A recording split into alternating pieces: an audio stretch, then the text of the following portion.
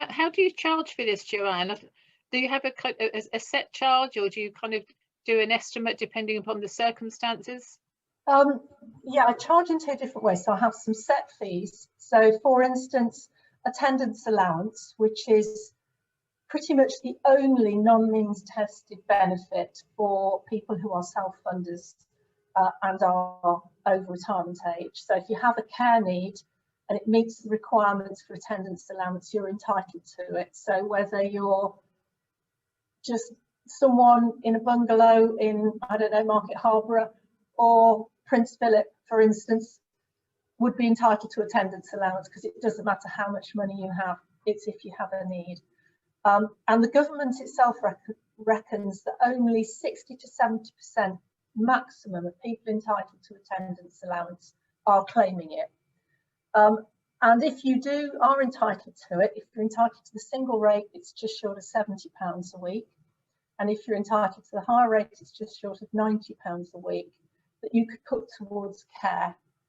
And if I do an attendance allowance application, I charge a flat fee of £275 for that.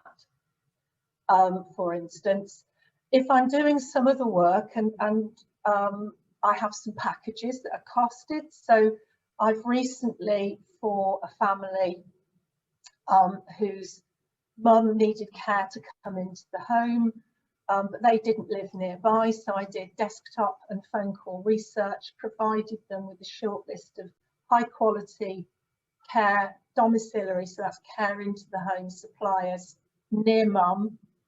And when I do that, I shortlist, I phone them up, I do all the checking and everything else.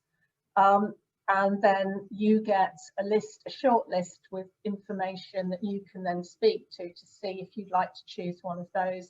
And for instance, that's £299. But then sometimes people want me to challenge decisions by health service or a local authority.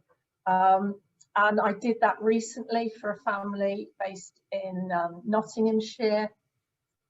They were unhappy with the way that the local authority adult social care team had gone through mum's finances and said how much she had got to pay towards her care and how much they would pay, and they weren't happy with the decision.